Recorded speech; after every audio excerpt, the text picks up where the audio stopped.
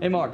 Hey, Mr. J. So I know doing all this merch marketing, like these 3 awesome Death Battle t-shirts, can get kind of stressful. So we added some new office amenities that I think will help take the edge off. Like the new office jacuzzi. Yeah, no thanks. You ever smelled a Westlaw before? Alright, maybe a relaxing massage then. Yeah, I got a fair hands. Alright, how about a nice hot sauna? It's a fucking toast oven, Chad. I'm Mark Slothman, and now I got the sexiest shirt in the market, Death Battle shirts. You wear this, you're gonna find yourself in a sex battle. I don't know what that is, but I know you'll love it, okay? Now click the link below and buy this shirt, or they're gonna eat me.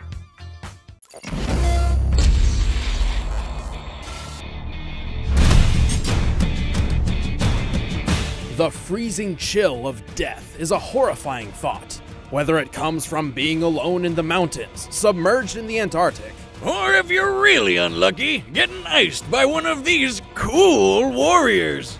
Wow, sorry, that was bad even for me. Sub-Zero, the cryomancer ninja of Mortal Kombat. And Glacius, the icy alien with a killer instinct. He's Wiz and I'm Boomstick. And it's our job to analyze their weapons, armor, and skills to find out who would win a death battle. For untold generations, the Lin Kuei assassins waged war with their rival splinter group, the Shirai Ryu. Desperate to claim victory in the bloody conflict, the Lin Kuei resorted to drastic means of recruitment for able-bodied soldiers, no matter what age they were. So, kidnapping children? Kidnapping children. Well, at least they got to be ninjas. I bet their tiny little bodies would be even stealthier. Turns out 2 of these kids just so happen to be descendants from a race of extra-dimensional beings experienced in the art of ice magic.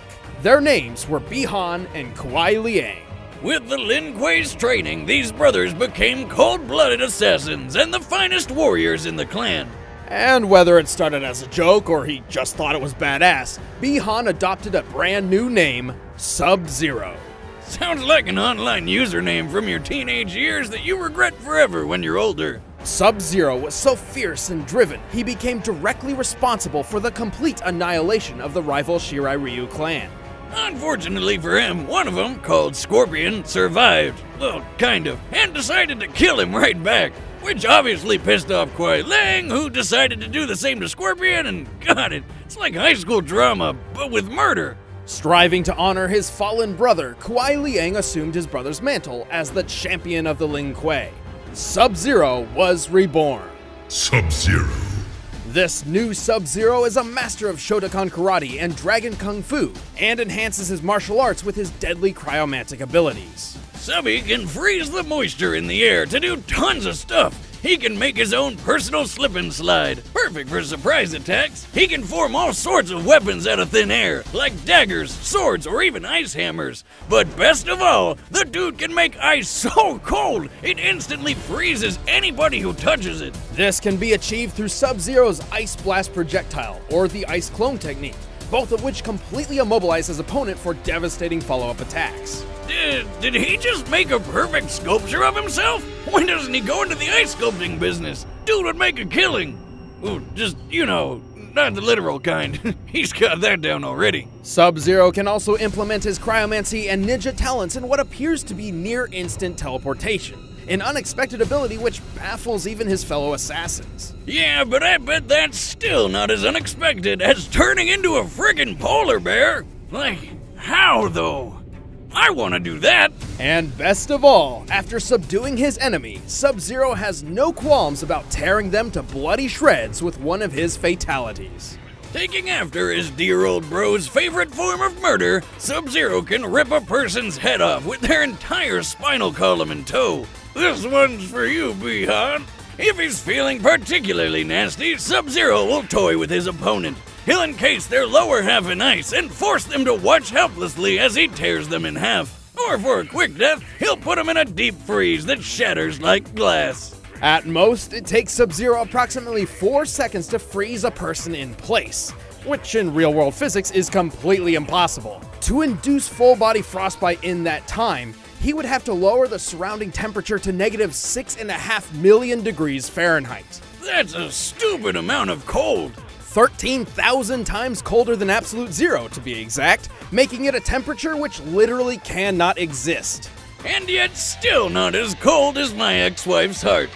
Ha! Anyway, Sub-Zero has more than earned his reputation as one of the most fearsome fighters in the Mortal Kombat universe. He's strong enough to break titanium statues with a single chop, quick enough to dodge an oncoming rocket, and he defeated some of the best warriors across multiple dimensions, like the lizard dude Reptile and Taven the half-god, who single-handedly defeated dozens of Lin Kuei assassins. He's beaten his rival for life Scorpion several times, and even took on Batman?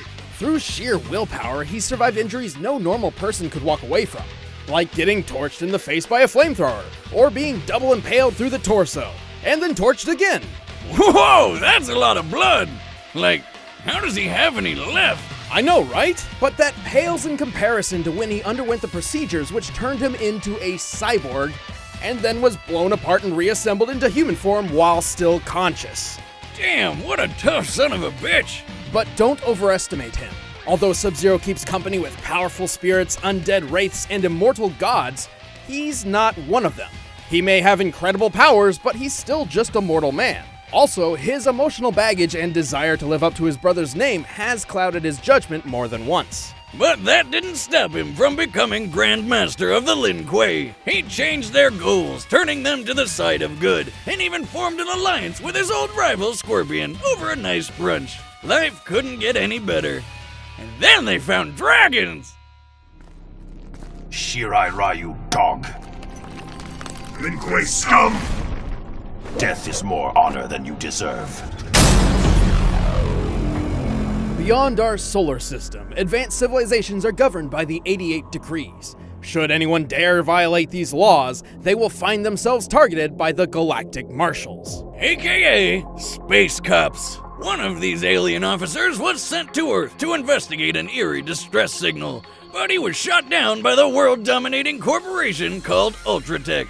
You know, evil Walmart. Ultratech had reverse-engineered equipment from an alien crash some decades prior, the Roswell incident. However, the use of advanced technology by less developed species is a clear violation of the 88 Decrees. Kinda like if you saw a chimpanzee pick up a flamethrower. It'd be awesome, but you'd want to take it away real quick. Determined to correct these wrongs and return home, the alien marshal set his sights on bringing Ultratech to their knees and recovering his lost technology. And if he couldn't, he'd just blow it all up. It was Ultratech who codenamed him Glacius. Don't let his name fool you. Glacius wasn't always known for his fancy ice powers. Actually, he comes from a race of aliens with weird telekinetic abilities. By manipulating simple molecular structures, Glacius can use the environment nearby to create armor around his inner body. This came in handy when his ship was shot down in Antarctica, and he lost his native shell. So he had no choice but to make a new shell out of ice, which permanently turned him into an abominable snow monster. With this new body, Glacius developed a fighting style to make the most of his new capabilities. Glacius prefers to fight at a distance, using his long-range ice-bending attacks. He can turn his limbs into huge ice lances to keep enemies at bay, create spiky hail projectiles, and even summon spires of ice right under his opponent. And did he just punch that guy with an ice sculpture of himself? More or less. That is the Shatter Technique, a powerful burst of energy which summons a mysterious uppercutting ice sculpture. Perfect for opening up some sweet combos on his foes. Still, for all his keep-away game, you'd think he'd be a total chump up close. But remember how he can move ice with his mind? Well, he can melt it too, including himself. By turning his body into liquid, he can evade oncoming attacks, surprise opponents from below with the aptly named Puddle Punch, and even completely dissolve people into nothing. And as an added precaution, he can summon extra ice to his body to serve as thicker armor, though his molecular telekinesis is too limited to maintain this armor for long periods of time. He may be made of ice, but Glacius can still hit hard enough to launch opponents several stories into the air, including the 550-pound Fulgore units Ultratech is known for. He's cunning enough to not only infiltrate Ultratech's highly guarded facilities, but also surprise attack its highly advanced robotic CEO, Aria. Before making his move, by Arya's own calculations, Glacius was able to drop the temperature of the entire room by 122 degrees Fahrenheit in 0.026 seconds. That's a quarter of a tenth of a second. Just like Sub-Zero, he can lower a person's temperature by like thousands of degrees to freeze his opponents completely solid. And then he makes them explode with his mind. Maybe Glacius' real name is Kelvin, because that's colder than absolute zero. I feel like that was some sort of nerd joke. Yes, it was. Yeah, you're not allowed to make a joke ever again. Oh, why do you gotta be so cold? Anyway, in Glacius' mission to bring down Ultratech, he battled and defeated dozens of killer robots, a zombie pirate, a genetically engineered dinosaur fighter, and a werewolf. He even killed Cinder, the guy who's made of friggin' fire. You know, opposite ice. Glacius is ridiculously intimidating, but he does have a weakness. His natural body within the ice is fragile and defenseless. His entire fighting style is built around keeping foes away for this very reason. So, how many licks does it take to get to the center of a Glacius? That's gross. What, he looks like a giant popsicle with legs, come on! You know what, Boomstick? You're fucking weird.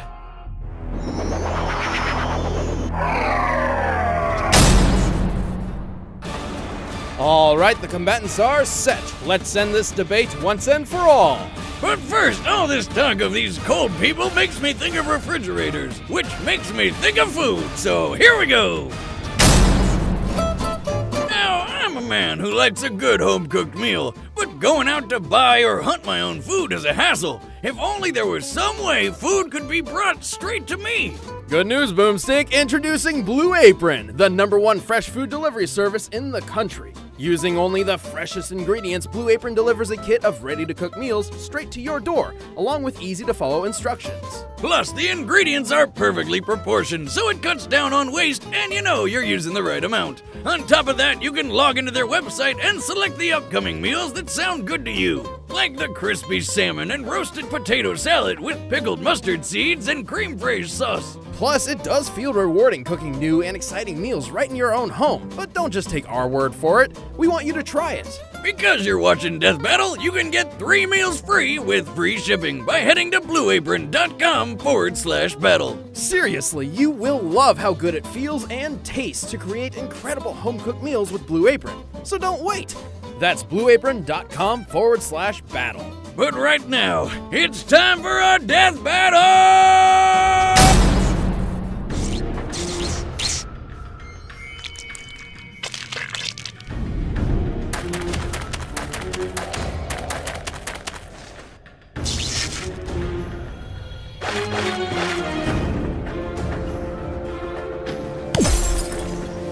Your race is new to me. You will know the chill of death. Fight!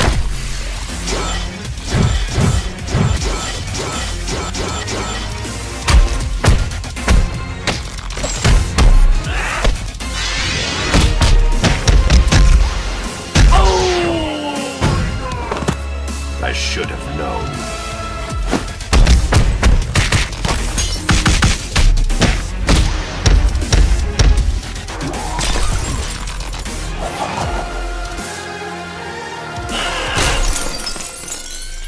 Challenge accepted.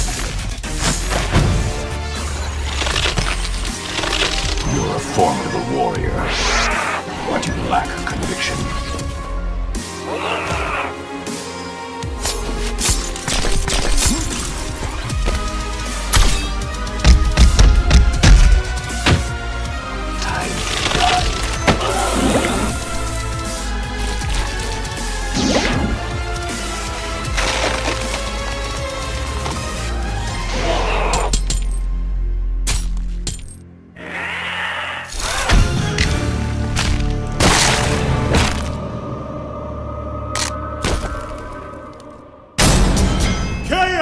I know it's the theme and all, but that was just ice cold. Glacius and Sub-Zero seem to be a near match in terms of cryomantic abilities, but it was Sub-Zero who had the training and the power to bring Glacius down.